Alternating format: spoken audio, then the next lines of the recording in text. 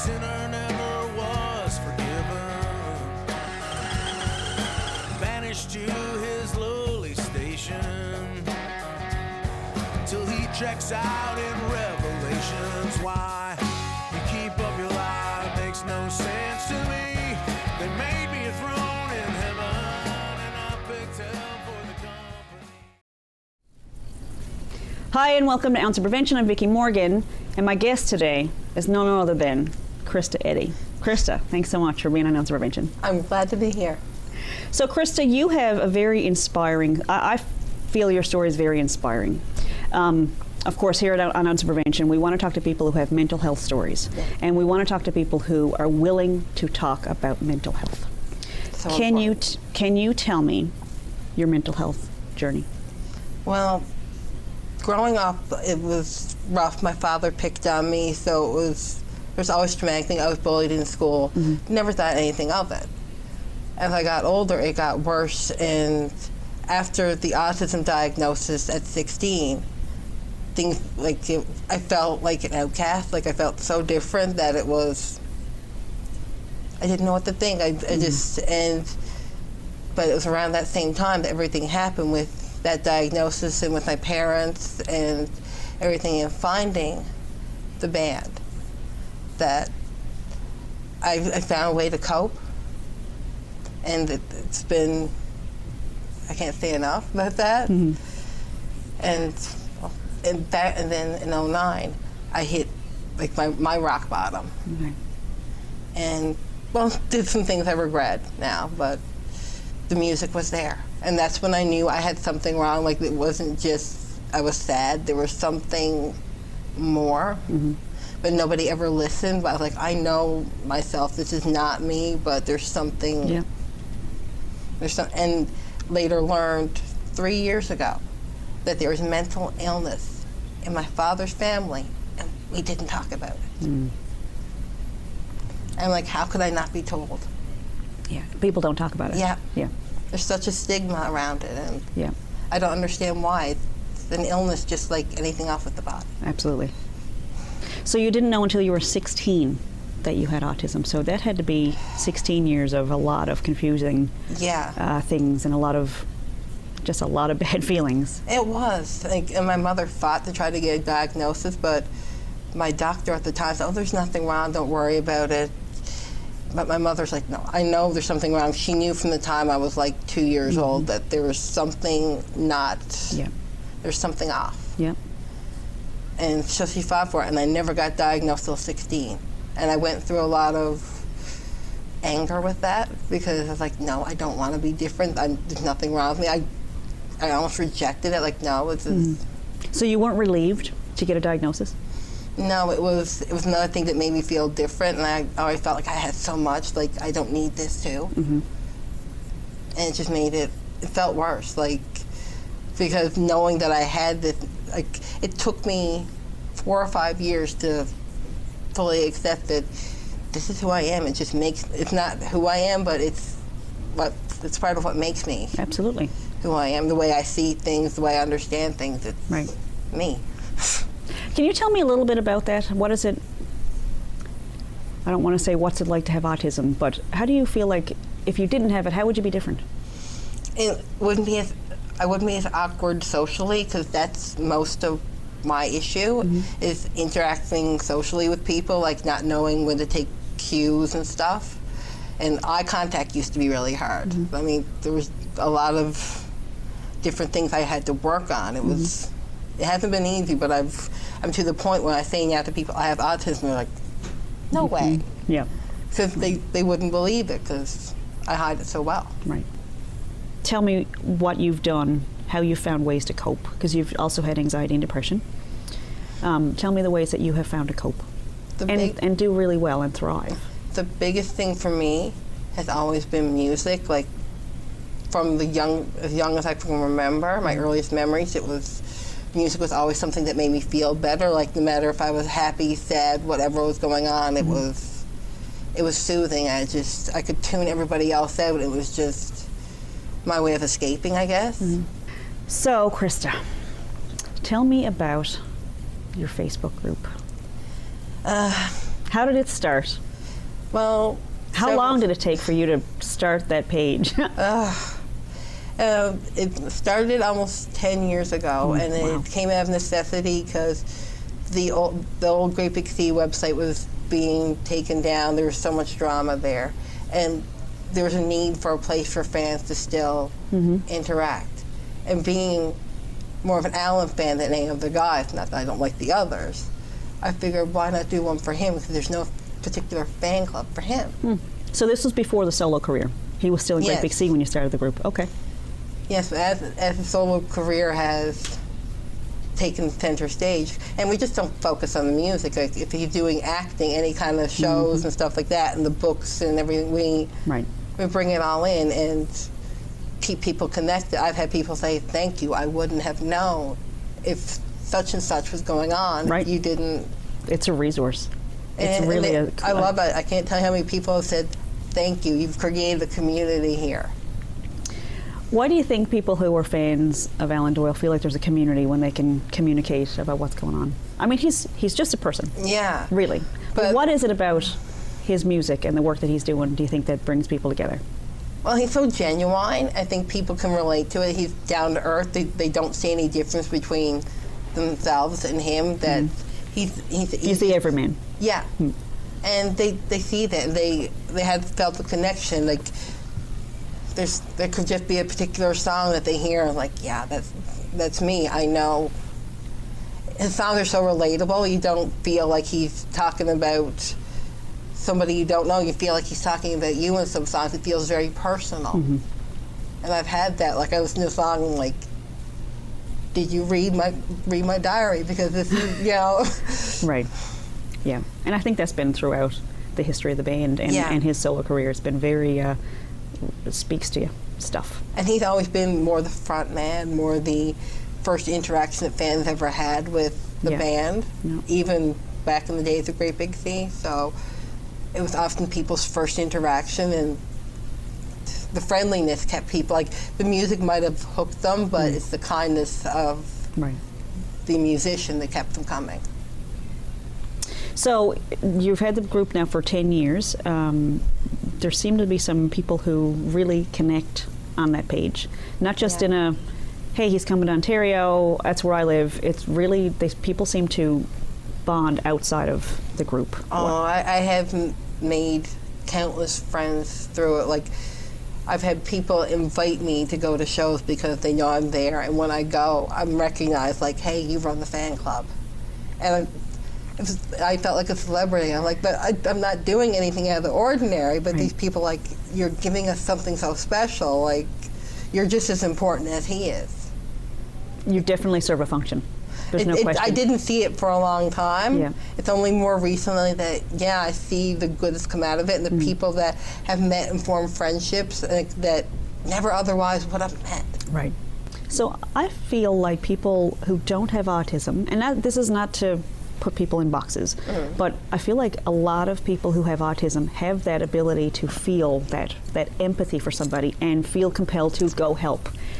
People who don't have those conditions don't express feelings. They don't mention that they appreciate Ron Hines or that they appreciate a hockey team like the Montreal Canadiens. I'm sorry, that's whatever your taste is, that's fine. But being able to express that is almost it's a gift, because most people kind of clamp it down. They don't want to let out too much out and all those sorts of things. And that ability to be empathetic and to reach out and try to right a wrong, how is that some sort of, that's not a deficiency, that's a gift to me. And for the longest time, I didn't do that. I didn't reach it because I didn't know how to express it. But the older I've gotten, as I've dealt with the autism, I see it as that gift, and I recognize when someone else is hurting, because I've been in such a place of darkness and hurt and pain and everything that I can recognize it. I'm like, hey, I'm here to talk. I tell people, my inbox is open. You need to message me, I'll talk. Yeah. So, on your Facebook group, there are a lot of pictures of Alan and Krista. Yeah. I'm just saying there's a lot. I think How does that happen? How does that, how many shows do you think you've been to? between Great Big Sea and Alan, I'd say nearing 20 or more. That's awesome. And he doesn't play here that often, so you've also traveled to see him as well. I've seen him in Ontario 3 or 4 times. Yeah. I see him in New Brunswick, and it's different experience getting to see him outside of. Yep. He spends a lot more time explaining things in Ontario. So tell me what it made for you when Alan and Brendan Paddock and Andrew Fury started $1 a Day last year. What was that to be someone with a mental health story, to see that someone you look up to so much is speaking out and trying to do something to help? I felt like understood, like if someone that important, someone that well known is speaking out about it, that maybe this can open the conversation more and this can do things, and it's so needed. So Krista, you mentioned your mom a few times. She sounds like an absolute saint. Your mom had a project going on out around Clareville area? Garden Cove, yeah. Where I'm from, yeah. So tell me about the fundraiser that started back a few years ago to revitalize the park. Well, it was in desperate need of like upgrades because things were rusty and there was just, it wasn't it didn't look nice. So she said, you know what, I'm going to get out of this. She wrote up proposals and grants and drew up plans and just wanted to do it. And there was one Garden Cove day that Alan couldn't make it, but up where, because he's familiar with the area, he has a friend there, and he said to his friend, tell Bev I'll do a fundraiser. And it was just as simple as that. It was that simple. And so they worked it out that when it allowed with the schedule, when he was visiting there, that he would come and perform.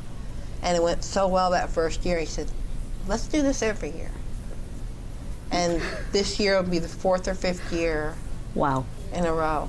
And to me, it's just so special because I'm sitting up there like, this is where I grew up, this is home, and he's my favorite person in the world is right there in front of me. And it's almost surreal. I almost have to pinch myself like, you're doing this and you don't have to. Wow. You care about it as much as I do. I've seen some of the videos from the Garden Cove parties. And I've seen him perform with his dad, with his nieces and nephews, with his son. Yeah, that's a pretty big. That's a pretty big deal. That's not something that everybody. He doesn't do that for everybody. No, I'm sure he would, but it's in the incredible. Area, he has ties to the area now, and he had at one point he did have his whole family visiting. So both his sisters were there, his brother was there, his parents, his nieces, and it was just like amazing. It was a family thing. One of his sisters got up and sang with them, and his father got up and sang. Well, they're all performers. Yeah. Born performers, like it's in the blood kind of thing. Right. So to see that, like on the fan page, for example, and say somebody was living away or whatever and watching the fan page and saw it, Garden Cove. Oh, I wish I was in Garden Cove. I could have saw it. Oh, that would be awesome. Yeah. And here you were, the brains, you and your mom, the brains behind that operation, to get him to Garden Cove to get up performing. And well, it was more amazing. Her, but I think it's because it helped. The connection. I think it helped. Because he knows both me and my mother now, and he has connections to both of us. Amazing. He knows us well. Yeah, yeah. And so it's seeing the both of us, he lights up. And to me, it's just a strange thing. Like, I never expected that my favorite person would be happy to see me. It's incredible. And that's one of those things about the law of attraction, you know? Sometimes when you put things out there, the universe just responds and gives you, as far-fetched as it sounds. Like, I wish I could go back to my hometown and have Alan come do a... Why not? It was always a far-fetched dream in my mind. Yeah. Like, I always thought, this would be cool if he would actually... Right. And the first time he did it, I'm like... Is this real? Like, I had to almost pinch myself, like he's right here in front of me, and I just literally had to walk up the road. Yeah. As much as he's a regular person, he does seem a little bit larger than life sometimes. He's a very big personality. Yeah. Well, just the stuff that he's done on the bigger stage in Canada and in the U.S., and he's internationally touring. Yeah. That's a pretty big deal for a Newfoundlander. He just finished over in Austria and places. I'm just like... That's a big deal for a Newfoundlander. So to remember, like, to be that person that's approachable here in Newfoundland, that's impressive. I'm sure he'd say, "Oh, it's just how you are. That's just how people are." But some people wouldn't react like that. It amazes me too, because I think he's got hundreds of thousands of fans, and when I'm having these interactions with him, I'm like, I'm just me, but yeah, I'm obviously important enough that he makes you feel when he's talking to you that you are the only person in the room. Like, he is focused on what you are doing, what you are saying. Yeah. He's not distracted. He's not on his phone. No, you're the number one. That's a pretty nice skill to have, and I think that's maybe why there's so much charm on stage. Yes. Is that a lot of people in the audience feel like he is paying attention. He's listening. He's hearing them. You know, even though there's not a back and forth, there's a connection. Yeah. And that's incredible. I mean, I have had those moments where we have made connection, and it's just, he'll mouth something to me, or there's a smile, there's an exchange, and it's just... Yeah. And you can almost tell sometimes in the videos, some of the videos that are online, there's a lot of fans, which is a whole other topic. I mean, I think there's a whole documentary there to be made about the impact he has on his fans. And I could help with that. Absolutely. And the people who travel from very far distances to see these shows. There's one gentleman in New Jersey, our friend Howard, who has been to like 120. And this is for the documentary, but Howard discovered his love of live music by going to a Great Big Sea show, and it changed his life. I mean, he's always going to live music. Every day there's a post that he's seeing hundreds. He goes to hundreds every single year, and he credits Great Big Sea for that. And this is some guy from New Jersey who just fell in love with live music because of the show that he saw, and that's a pretty big and impact. It's a special gift that they gave people. Yeah, and who knows what it was like that first night that the show that Howard went to, for example. Maybe the guys were sitting backstage that night going, "Why are we doing this? Like, what's the point?" Exactly, and they see that one person can change it all. Like, hey, we made that. Well, I do remember a story that in the very early days, like they didn't even have a record deal. Mm-hmm. And there was this one person, she was living in St. John's, but she had been from a smaller community. Mm-hmm. And she was having a hard time with it. She was done. She was going to end it. Mm-hmm. But she got on the bus to go home. And one of the guys was on the bus and said, "Why not come to my show tonight?" And she said, instead of going home and killing myself, I went to this show. Wow. Yeah. I don't think they sometimes realize the reach they have had, although they have now said that, especially with Ordinary Day, they've had so many people tell them how that song has affected them, like it's been there. Right. So it is that one, it gives you fight, like if she can keep fighting, so can I. Right. And even if it's for just another day, we'll see how it looks tomorrow. Well, I'm of the mind, every day you get up, it's another battle you've won. Right. So, Krista, thank you for giving me an outlet to acknowledge an impact that somebody has on my life personally. Yeah. To hear that somebody else has the same story and it's not. It's okay. Yeah. It's okay that you're moved by something or encouraged by someone. That you don't have to be best friends. No. You don't have to see them. You know what? If I go to one concert a year, that's fine. Yeah, exactly. But to have that community of other people who are posting the pictures from the concert saying, "This was the greatest night. I was so looking forward to this. I got my tickets 3 months in advance." Yeah. I know there are other performers and there's other bands and there's other people, but when it comes right down to it, I'm gonna have to give him a bit of a shout out here. Yeah. Someone who would start an organization to help people with mental health issues. Yeah. And go to Garden Cove for a concert. Garden Cove is, it's a blip on the map. What's it, population of 50 people? Someone who does those sorts of, the Fort Mac fires. Yeah, he was the first one to say, what right there. Can I do? And this is the thing, someone who's doing those kind things, like, maybe it might make people uncomfortable, but if somebody's doing those good things, people are going to like that person. Exactly. Hopefully he keeps using his powers for good. Maybe he'll run for office one of these days and mess up the province beyond recognition. Who knows? I don't think he would ever do that. I doubt it. I know but others he that does would, he does some fantastic work, and I think the impact he has on people who admit they have mental health issues. That's the key. When I opened up at that, it wasn't even a question. It was like, I asked him if I could have a hug, and it was... It's okay to be you. And that's a gift to give to people. Open arms. costs nothing, but Yeah. there's not a lot of people out there who will do that for you. It costs nothing to be a good person. No, it doesn't. It really doesn't. And I think that's incredible. And I'm really glad that you've embraced it, and that you've taken on a leadership role, and that you're free to express. We like what he's doing. Here's a fan club. Here's a place for you to share. And the fact that you've met so many friends on that group is incredible. Social media has a lot of pitfalls, and there's a lot of negative stuff from it. But if you guys are connecting, you've met people from across the country. You've been, you said, invited to other places based on your Facebook I've even profile. had one of my fellow admins surprise me with a birthday cake because she had heard me say I'd like to have a cake like this, and arranged it with one of my other admins to make sure Amazing. it got done. Krista, tell me about, just before we finish up, tell me about how you met your roommate, We actually, who you've been living with for 7 years. yes. Yeah. You tell tell me about that.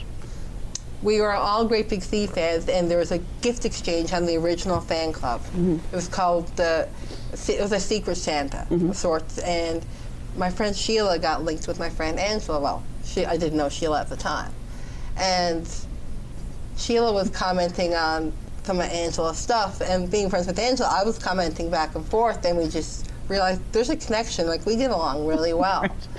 And it just, we friended each other, and then we started talking on the phone, and it was just, we could spend hours, 2, 3, 4 hours just chatting. It felt like we got along. Right. And when she was facing a rough situation and she needed change, I said, come live with me. And where did she live at the time? Saskatchewan. Love that story. Yes. You should be an ambassador for Newfoundland. Someone in tourism needs to get on that and say, Krista, you're bringing people to the province. What can we do to help? What do you need? I wouldn't mind doing it because I feel so passionate about this province that people say, would you leave? Would you go do this because your mother's in Ontario or this or that? I think, no, I said, as much as I love to visit other places, I like, this is my home. Absolutely. And this is where I want to be. Warts and all, bad weather, all that stuff. It's home. And I wouldn't change it. It's that was me. a jinx. I know. Yeah. It's incredible. So you met your roommate, who you've been living with now for a number of years, over the group. And you said the 10-year anniversary is coming up. Do you have any plans for something special to mark the 10-year anniversary? I've been trying to come up with something. I don't know exactly what we can do. Okay. I want to do something because any group that lasts that long on Facebook is... Because I didn't realize that until the other day, and I checked what I created. I'm like, wow. Wow. I got to do something. I just don't know financially what I'm going to pull off. But And I it just grows and grows. I would imagine when he goes to these bizarre, I'm sure they love hearing that. Germany's not bizarre. No. Australia's not bizarre. But when there's new concerts, there's new fans being added all the time. Yeah. And yeah, because I noticed, like, there's times when he tours, that's when I see the influx in numbers. I see 10, 20, 30 people requesting to join because they saw him here or there and they heard about this. And you're on top of it. Yeah. You don't leave it for weeks at a time. No. It's responsive, which, you know. I mean, I used to have a question system, like anti-bullying and whatnot, like just make sure... A policy, and that they weren't trolls, like, so how did you become a fan? But it's gotten to the point, like, requests used to sit for days because people would not answer. I messaged them, hey, answer the questions. Yep. Not a big deal. You're welcome in. But some don't. I'm just like, you know what? I'm just accepting it. I'm done with it. If it become a problem... How hard? Yeah, exactly. So you mentioned trolls. Is that something that, as an admin on a page with over 3,000 members, do you have to filter out a lot of stuff? Do you get, I mean, there's people who spend their day. In the early days, before I had this question system and members had to, because at one point it was a little more open and anybody could join, but and it is a closed there would group. be instances of bullying or name calling. I'm like, you know what? This is not what we're about. This is not what he's about. If you can't be nice, I'm sorry, you're going to have to leave because this is not what we're about. And you've stuck to that principle for 10 years. You've made sure that nobody feels... Anti-bullying, because I know what it's like. You've created a safe space. Yeah. And you manage the safe space so people still feel welcome and safe. And you're also setting a tone where it's okay to be different. Actually, and we have fun too. I mean, if there's not much going on, I created polls and things. And people love that. There's one post that I started just for fun because I remembered an old game, and it's got over 700 comments last time I checked. So that's incredible. From who would ever imagine that some person out in Clarenville would have something that would, I mean, it keeps people engaged in a real way instead of like clickbait stuff that's here's how you can fix your mental health and this is how you can, you know, improve your cholesterol. You just talk to, because I'll actually communicating. It's meant, it was, Yeah. the intention of social media was to give you a medium to be social with people. Yeah. And I do admit sometimes in the fan club, I try to keep it more on topic with Alan. But there are times like, guys, I was like, as much as I love you guys, I need a break. We need to. Yep. And I've even gone to my team, which very supportive. Yeah. I said, I can't handle things right now. You guys are in control. And you do have a team in place. It's I not have just you. 6 or 7 other admins. Right. Ranging from, mostly from Halifax and Ontario. There's one other from Newfoundland. And there's another one from the States. I think she's Ohio. Yeah. But all drawn together because of our love of this the music. And it amazes me, like, especially when you see the people from the U.S., like Canada, we get it. But you see U.S. and you see Germany and Denmark and all these places, and it's just... The shows are selling out. Yeah, so I don't know if everywhere. it's just Newfoundlanders everywhere they go, or... There's a Newfoundlander in every eye. Or if people are just taking a chance or whatever, but yeah, that's what I've heard too. There's a Newfoundlander everywhere. You never know. So it's incredible to have that connection. It is. Yeah. And I've met so many people from different places because of that. I'm like, some of my best friends now, I have a friend in California. I have a friend that moved to Newfoundland from the Pacific Northwest because she fell in love with the place. The first time she visited, she said it felt like home. And that was only her first time here, and it felt like home. You definitely have an energy, Krista. There's definitely something unique about you that's just comfortable to chat. Just you have a very special I'm an energy. open book. I used to hide things, but what's the point in hiding? Well, we like this, Krista. So make sure this one sticks around. And I'm going to make sure she sticks around. This has been incredible. Thank you so much for sharing your story and for being on Answer Prevention, Krista. I can't wait to see what you're going to do for the 10th anniversary. And I'll keep you up to date. do you want to say something to Alan, just in case he watches this? Do you want to say something to Alan before we finish off? Well, Alan, if you do watch, thank you. You're an amazing person, and I cannot thank you enough for everything you do, not just for myself, but for anybody who struggles. You're amazing. Don't change. What she said. Thanks for watching.